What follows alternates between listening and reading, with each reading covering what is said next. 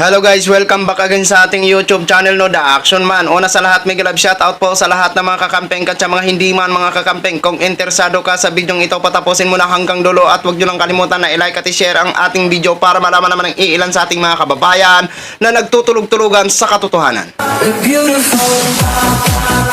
So muli naman nagbabalik ang nag-iisa nyong host na si The Action Man para magbigay ng komentaryo at reaction sa mga mainit ng issue ng bayan.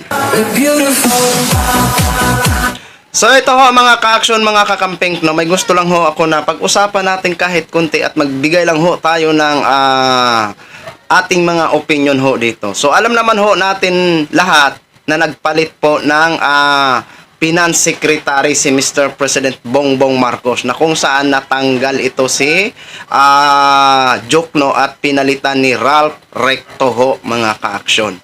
Ito po ang malaking hamon ng administrasyon sa bagong Finance Secretary o budget po mga ka-action. Budget Finance Secretary na si Ralph Recto. So wala naman ho ako ditong tutol kay Ralph Recto. Kasi naging ano din po ito naging kalihim din po ito ng NIDA at naging senador din po ito at may iba pa itong mga experience pagdating sa ganitong sitwasyon ho mga ka-action. So ito po ang ano natin na kung may italaga naman yung karapat-dapat, yung malaki o marami ng karanasan pagdating dito sa ganitong sitwasyon. Okay? So ito po mga ka-action no. Si Jokno nga po is bumalik na sa BSP na kung saan pinili niya na bumalik sa Bangko Sentral bilang isang monetary board ho mga ka-action. At ito na nga po, bagong Finance Secretary na po si Ralph Recto ho mga ka-action. At ito ang malaking challenge niya, ang malaking challenge ng administrasyon sa kanya. Ang pukusan, ang mga smugglers, ang pukusan na nandadaraya sa mga tax, ang pukusan ang inflation at naniniwala sila na maibsan ang utang ng Pilipinas. Yun po ang malaking question ho mga ka-action. Pero bago ho tayo magtuloy-tuloy mga ka-action, titingnan po muna natin at i-play natin ang video na kung saan nanumpa na nga siya. O ito muna po mga ka-action. Kung magkaano ba ang utang ngayon ng Pilipinas. Latest update po ito at posted po ito nitong January 3 ng ABS-CBN. Ayan po. 14.51 trillion. Updated po yan ha. Noong 2023 po yan na record. 14.51 trillion. Yun ang utang ng Pilipinas ngayon. At ito, naniniwala ang iilan sa atin na maibsan ni Ralph Recto ang malaking problema na ito. Sana lang ha. Okay. Ito po, panoorin muna natin ang video mga ka-action. Tugunan ng mahal na presyo ng mga bilihin at puksayin ng smuggling at mga nandaraya sa buwis. Yan pong direktiba ni Pangulong Bongbong Marcos kay bagong Finance Secretary Ralph Recto. Malaking hamon din daw na haharapin ni Recto ang lumulobong utang ng bansa. Nasa frontline ng balitang yan, Maricel Hilig. Sa harap ni Pangulong Bongbong Marcos, formal nang nanumpa kanina si House Deputy Speaker at dating Senador Ralph Recto bilang bagong kalihim ng Department of Finance. Kasama niya sa oath-taking ang kanyang asawang si Vilma Santos Recto at anak nilang si Ryan. Kasama niyang nanumpa ang negosyanteng si Frederick Go bilang Special Assistant to the President for Investment and Economic Affairs. Ayon sa Pangulo, matagal-tagal din niyang niligawan si Recto na tanggapin ang posisyon. Inaasahan daw niyang magagamit ni Recto ang impluwensya sa Kongreso at Senado para isulong ang mga panukalang makatutulong sa ekonomiya ng bansa. Direktiba sa kanya ng Pangulo, pangunahan ang paglaban sa smuggling at mga nandaraya sa buwis. Gayon din ang patuloy na pagtaas ng presyo ng mga bilihin. He will continue to help devise strategies that will tame inflation through a basket of responses ranging from plugging supply gaps to injecting non-monetary measures so that prices will be stable. Bukod sa pagiging kongresista at senador, naging dating kalihim din ng National Economic and Development Authority o NEDA si Recto at naging author ng batas sa value-added tax. Pinalitan ni Recto si dating Secretary Benjamin Jokno na pinili raw bumalik sa Monetary Board ng Bangko Sentral ng Pilipinas. I asked Secretary Ben Jokno if he would like to join the Maharlika Investment Fund and the management of that. But he begged off, saying that this is the investment fund, a sovereign fund, is not with what he feels is a specialty of his. Sa isang pahayag naman, sinabi ni Jokno na proud siya na iiwan niyang nasa mas maayos na lagay ang ekonomiya ng bansa at ang Department of Finance kumpara sa naabutan niya noong 2022. Suportado ng kanyang mga kapartido sa Nationalista Party ang pagkakatalaga kay Recto. Ayon sa spokesperson nito na si Representative Camille Villar, wala silang duda na kayang madala ni Recto ang bansa sa tinatawag na fiscal prosperity. Pati ang Philippine Chamber of Commerce and Industry naniniwalang nararapat na maging Finance Secretary si Recto dahil sa kanyang malawak na karanasan at kakayahan. Para sa dating presidente ng PCCI na si George Barcelon, isa raw sa mga malaking hamon na kakaharapin ni Recto ay ang lumolobong utang ng Pilipinas. It's a challenging position considering that we have one of the highest debt to GDP. Our debt has been increasing quite substantially.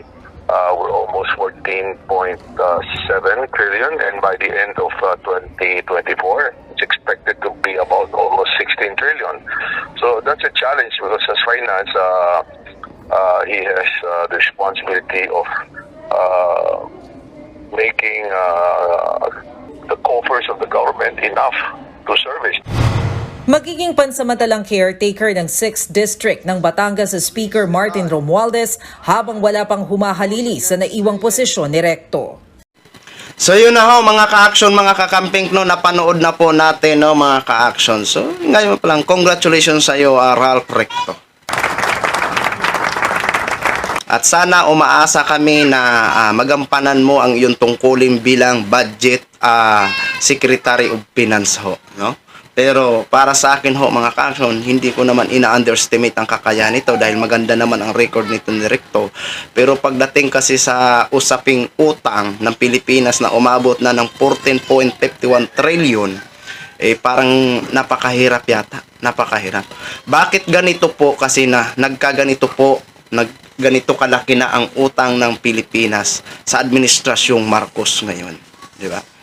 Nung iniwan niya ni Duterte is umabot lang ng mahigit 13 trilyon. Pero mahigit pa lang isang taon, magdadalawang taon pa lang sa administrasyong Marcos, eto na po ang utang ng Pilipinas. 14.51 trilyon ho mga ka-action. Bakit ganito?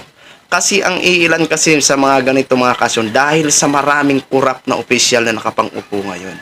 At yung mga budget is napupunta sa mga project na hindi naman sana dapat yun ang unahin o hindi naman sana mga priority, no? Kaso nga lang bilyon-bilyon ang ginagastos nila, pero ang pagdating sa food security napakahirap nilang solusyonan. Oo, napakahirap nilang solusyonan. Totoo po 'yan, di ba?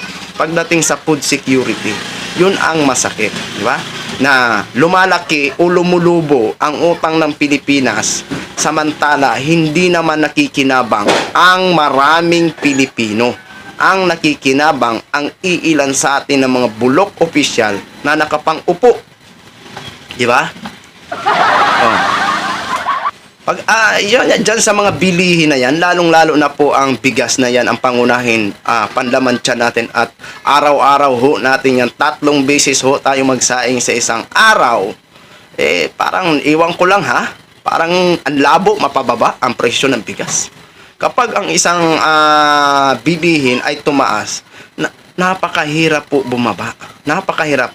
I think bababa yan, ilang peso lang. Pero kung maibalik ang dati, malabo na mabalik yan mga ka-action. Malabo na mabalik yan. Maniwala kayo sa hindi. Yan ang magiging resulta niyan, no? Kaya ito naman si Recto, okay naman to si Recto, magandang record nito ni Recto. Sana matutukan. At especially diyan sa mga smugglers, no? Smugglers nung panahon na hinawakan pa ni President Bongbong Marcos ang Department of Agriculture. Marami ang naganap na mga smugglers. Pero bakit ni minsan wala man lang naimbestigahan at walang napanagot? Yun ang tanong ho natin sa Administrasyong Marcos ngayon. Sana walang kuro kamag-anak, walang kuro kumpare kapag nagkasala. Parusahan. Parusahan na aayon na rin sa batas. Okay? para kung gusto natin na mag-unlad ang Pilipinas, wala sanang PPDin. Paninindigan niya ang pagiging ama ng Pilipinas. Yun lang naman ang hiling natin eh. Kaso ang problema dito, alam nyo lang ibig kong sabihin, marami ang mga protektor, mga ganon. Kasi binanggit na ni isang senador kung sino ang mga malalaking smugglers dito sa Pilipinas. Pero di minsan hindi man lang na-invite at na-imbestigahan ang mga nasabing nabanggit ng isang senador na mga malalaking smugglers dito sa Pilipinas. Alam nyo na ho yan kung bakit. Diba? So yun lang ho mga ka-action, mga kakamping no, share ko lang ho sa inyo. Maraming salamat po sa ating mga viewers Luzon, Visayas at Mindanao all over the world. Ako po ang inyong lingkod si The Action Man. Good evening everyone. Beautiful.